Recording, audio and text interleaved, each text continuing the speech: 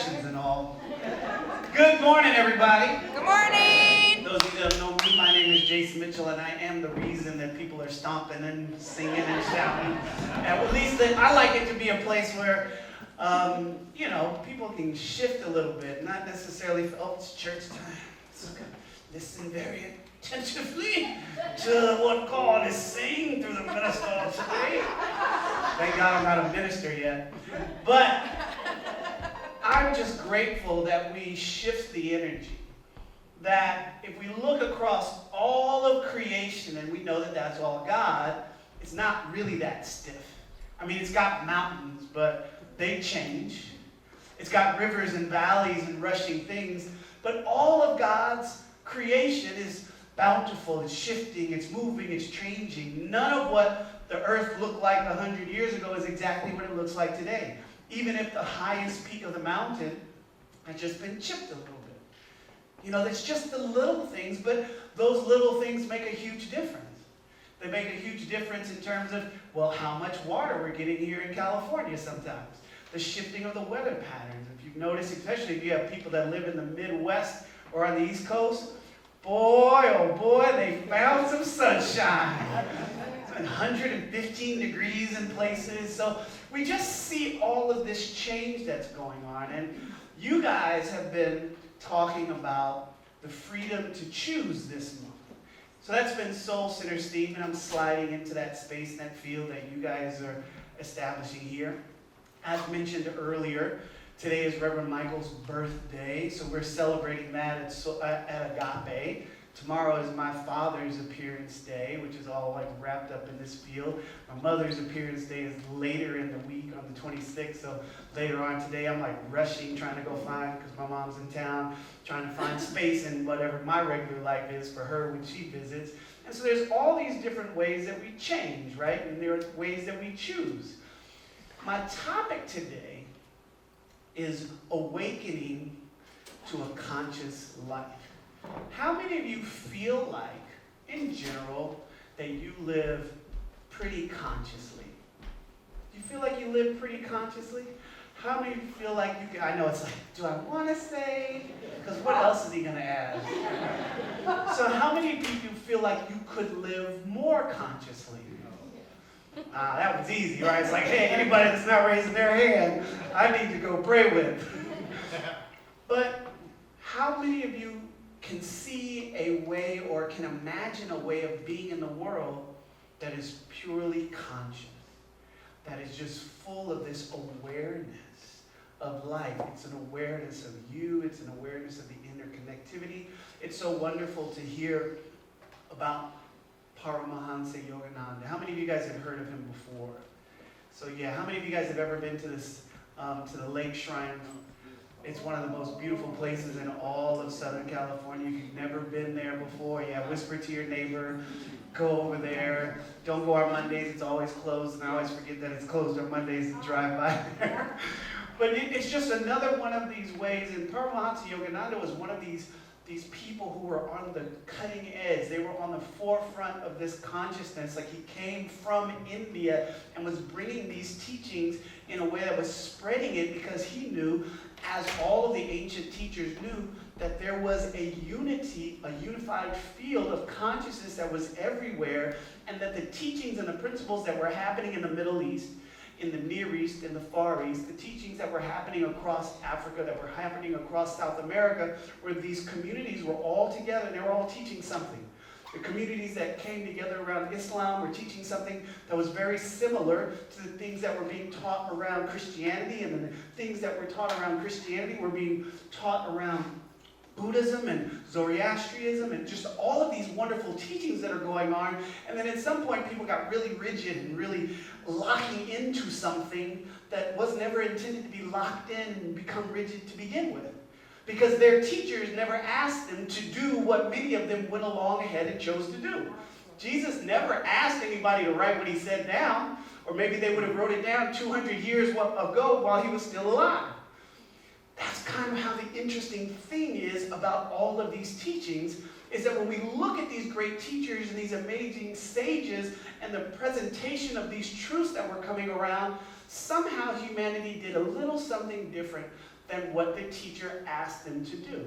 If nothing else, spread the gospel, as what Jesus was asking his followers to do.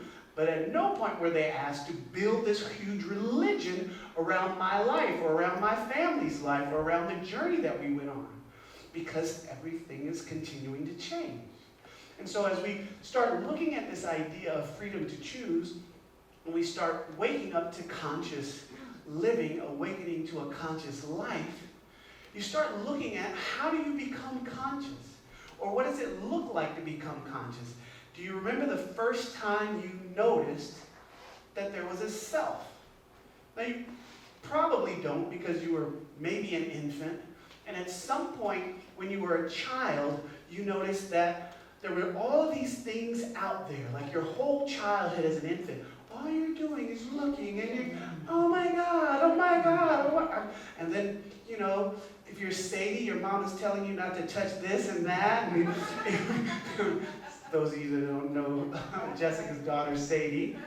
But if you're Brian, you're being told not to play the keyboard so loud, because he was probably praying from a child. I mean, the way Brian plays, I feel like he had a pamper on the first time he was on the keyboard.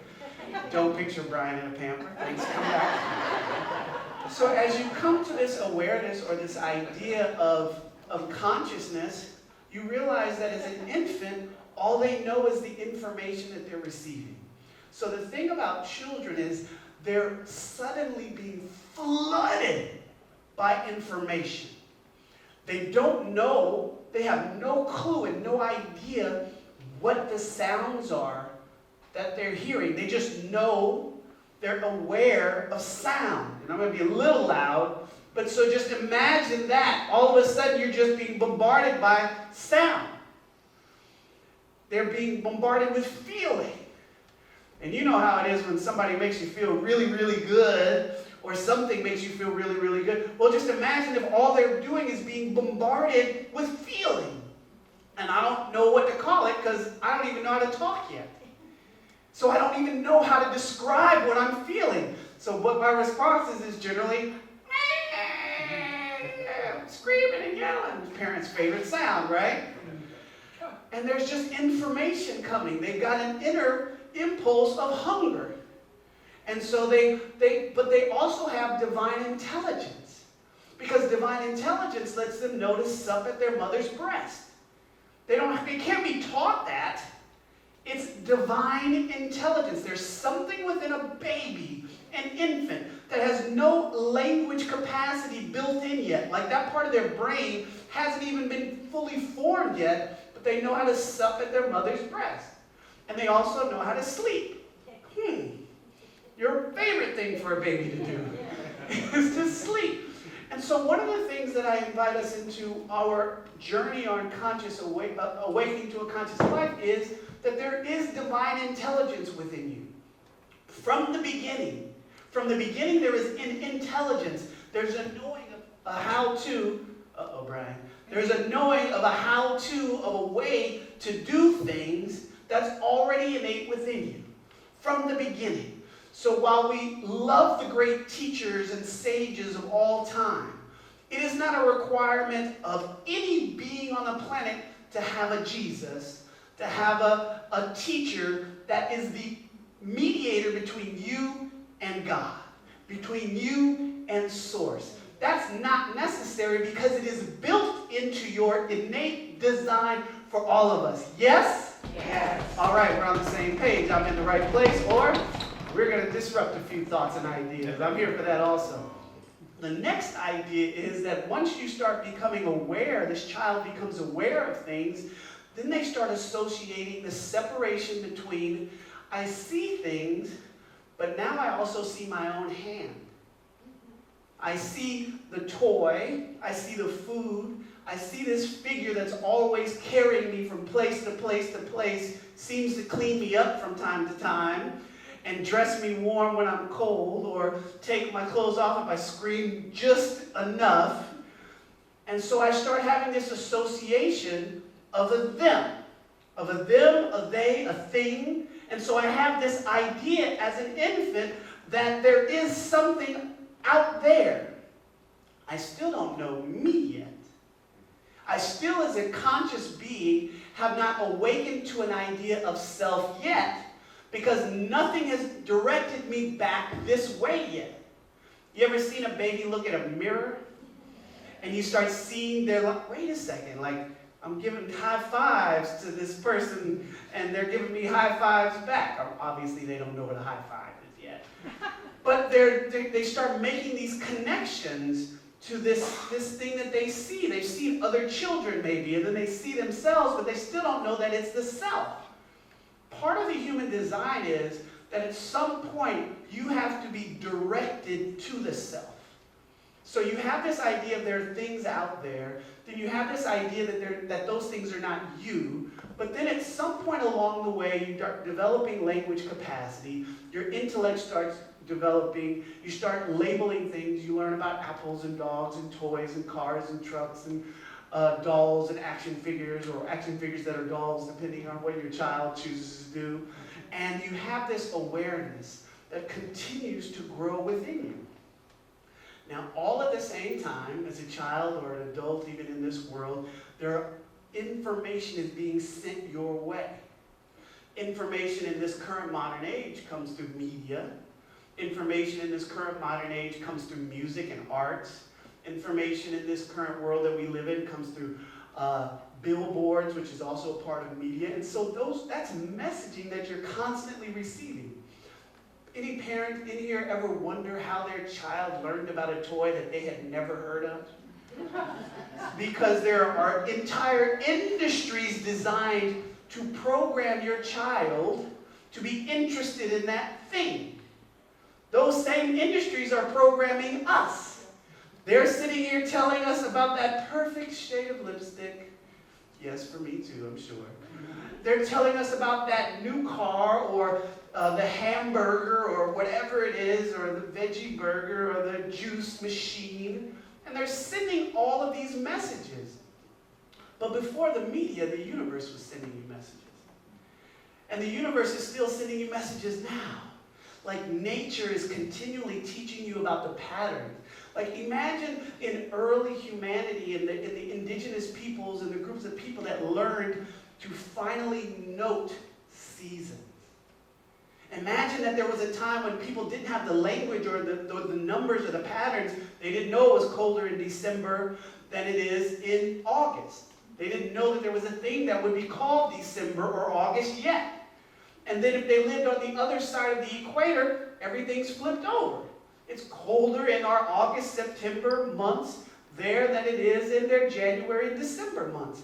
There's all of this stuff that's going on, and that's the evolution of the world that we live in. But we don't spend a lot of time talking about it or thinking about it because we're so busy living it.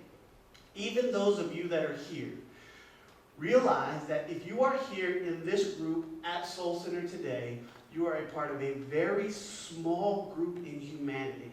A very small group in humanity that has taken and intentionally set a decision to live a conscious life.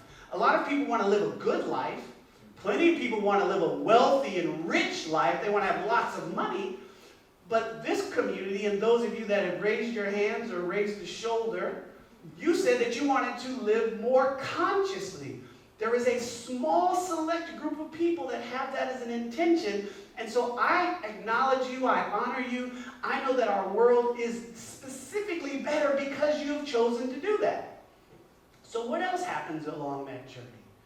At some point along the journey, you've learned language, you've learned that you have a body, and then you also learn that there is something separate between the body and the idea that I have of self.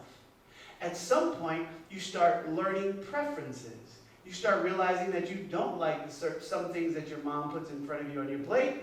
Sometimes you don't like the music your dad has on the radio, and you start changing channels, which was my favorite thing to do when I was a teenager, is to get in the car before my dad and put on my radio station before he got in the car, because he was always listening to 88.1, and I love jazz now, but at 14, maybe not so much.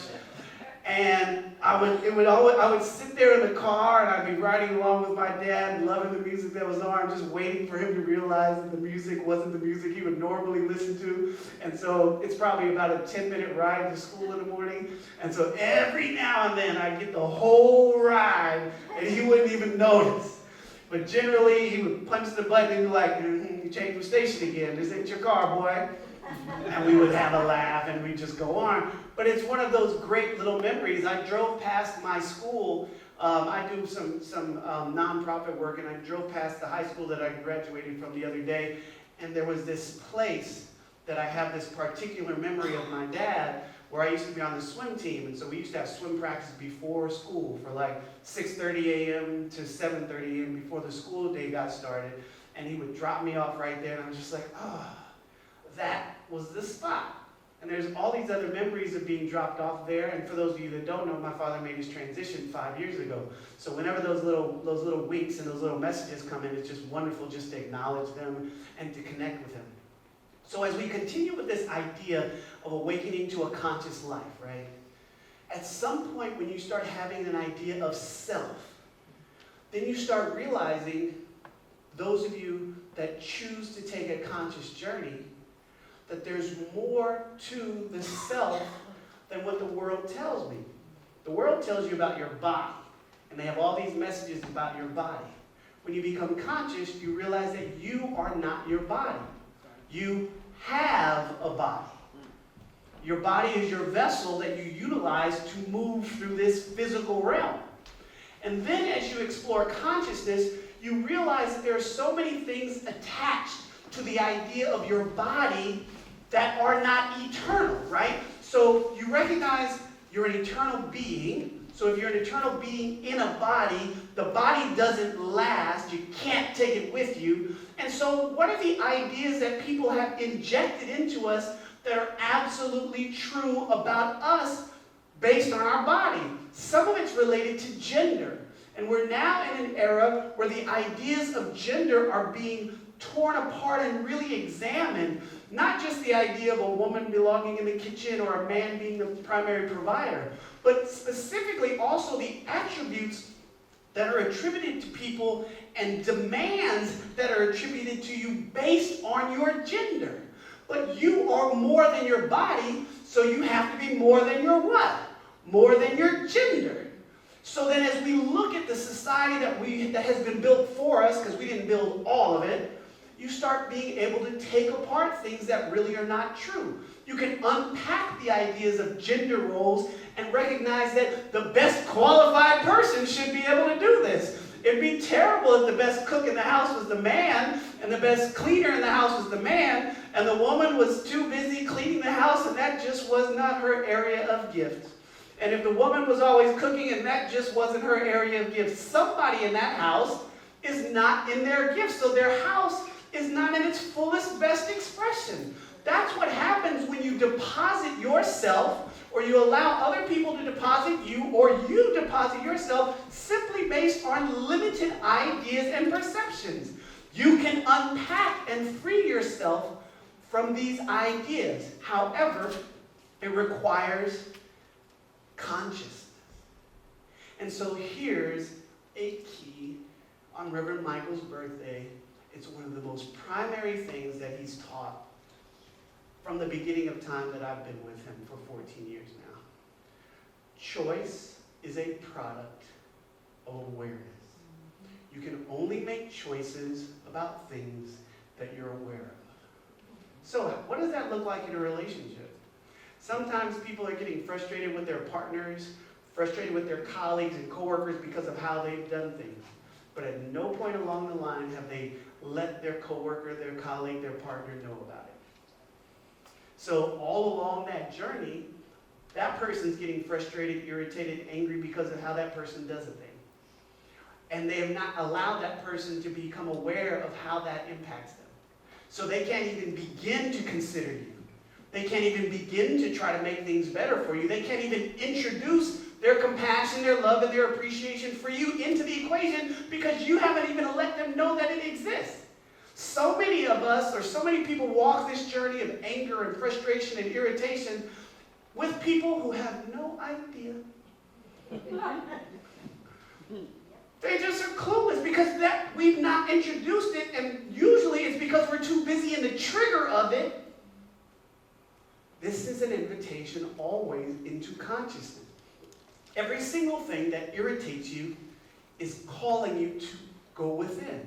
Every single thing that makes you angry, that makes you frustrated, every so-called button that you might have, and you say, so-and-so likes to push my button. It's like, hold up, when did you get buttons? I didn't know you were a robot. Did I see you on the Jetsons?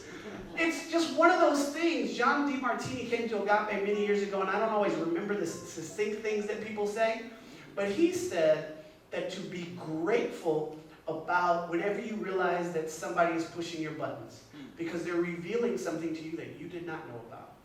The other day, Reverend Michael talked about pet peeves. Anybody have a pet peeve? Don't admit it, because Reverend Michael would ask you, why do you have peeves as pets? Why are you embracing? Because you're choosing to embrace something, aren't you? And so it's just like if we're gonna be conscious, if we're saying that we're going to awaken to living a conscious life, it's got to be in everything we do. It's not just our recycling. It's not just, our vegan or vegetarian diet, or whether or not we cook on the grill or whether we cook on a skillet. Whatever you do with your food, it's just also, where is your mind and heart while you prepare your meal? There's a movie, and it became a TV show called Soul Food. And in the movie and in the TV show, they talked about why the food was so good. And it was because Big Mama, or the mothers that were in the kitchen and the women that were in the kitchen in this story, they always cooked with love. They loved into the meal, because then when they would serve it to their family, they're sitting back in the kitchen in the corner and everybody's making all this noise and laughing and spilling stuff. And their hearts are full because their heart is being poured into the people that they love. There's another movie on Netflix like that, where it just kind of talks about the soul of the mother was being reproduced because the girlfriend took the recipes and created a restaurant around it, and all of that love was being poured into other people now, just the same way that mother had poured them into that woman. And it's just this amazing thing that you get to do every single day of your life. Every single day of your life that you wake up, you get to acknowledge that you are alive. You know you are alive because you're awake. And from that point on, you get to do all of these magnificent things that you are already doing. You're praying, you're meditating, you're shining your light, you're being more generous, you're being more grateful, you are being more conscious of whether it is how you respond to politics, or whether it's how you respond to sports, or whether it's how you respond to injustice, or whether it is how you respond to racism, or how you respond to any sort of otherism. Any sort of positioning other people in aspects of other than, that's my brother, that's my sister. We don't have to agree, and in general, there's so many people who would expect us to agree. I mean, you're not wearing bow ties much. I wear them. And you don't have to agree with my wearing of them. And we're still full, and we're still in love, and we're still in joy. And this is the infinite opportunity that is available when you awaken to a conscious life. Your choice to do that looks like realizing that you're not your body, you're not your political affiliation, you're not your gender, you're not your race. You have all of these things, and they are parts of your experience. But we're not limited to any one of them, and we also don't deny any one of them. How do we bring the light of consciousness into our sexual orientation, into our political affiliation? How do we bring our loving into how we show up as a construction worker and how we show up as a counselor? How do we bring our loving into how do we show up as a diversion specialist, or how do we show up as an addiction counselor? You can bring this loving, this light into everything that you do. I have wonderful friends who are hairstylists, and Greg and Martin, there are two that come to mind, and Brandy, and they always love into their clients. I would get in trouble if I didn't say Brandy's name, just to be clear. She's the one that does my hair. And so I I want to see, do you feel like right now that you know more about what it would be to live a conscious life? Do you feel like it's accessible to you? Is it more accessible to you than you thought? Is it better than other things that you may have lived before? I'm just here as a reminder of this for all of us. Because that you chose to come here means that you are already living a conscious life. I had the cheat sheet. I knew the answer to the questions before I asked. Let's just take a moment and turn within for a moment of prayer.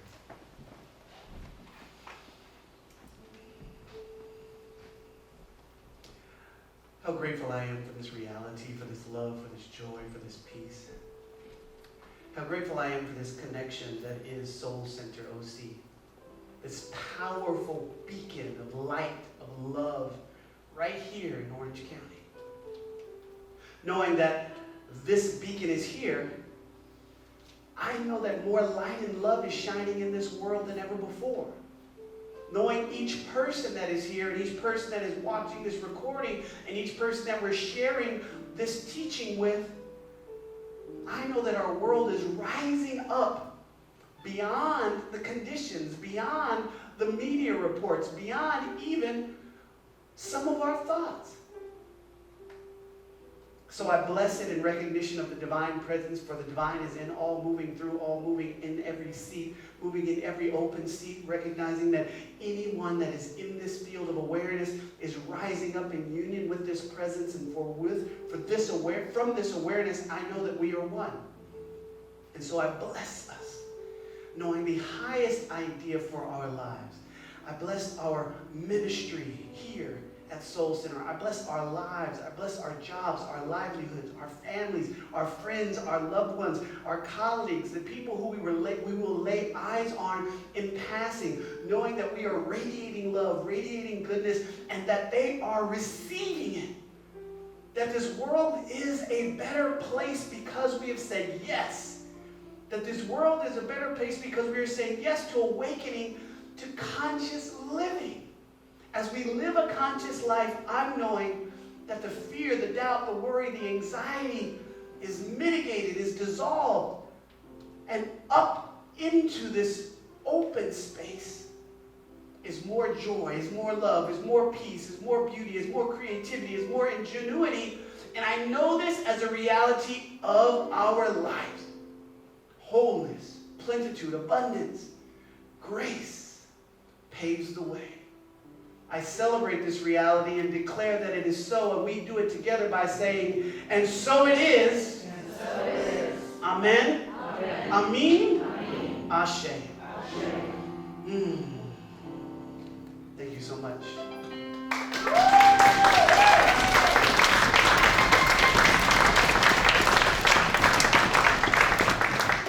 Our ushers are coming forward at this time. We transition really smoothly into the next phase of our service, which is our conscious giving. Conscious, conscious, conscious. We established this space because Soul Center, as a community that is facilitated by volunteers, Jessica and Patricia do a mighty work here. Reverend Keith holds a powerful field here, and when I'm here, or Kimberly is here, or any of your speakers are here, we're all supporting the growth of this community, recognizing that this is good ground, recognizing that this is good soil, recognizing that if you can see even an increment of your life better because Soul Center is here, that you would want someone else to have this experience as well. And it's possible, but it continues to grow because you make a commitment to financially support Soul Center, to show up as a volunteer with the ministries. Somebody is going to take Jessica's van filled with everything from her house. I know somebody's going to tell her before she leaves today. Amen. So the ushers are going to go forward. I invite you to put your highest and best in consciousness into the basket. Gia Chiamboti has a song for us. Go forth, ushers.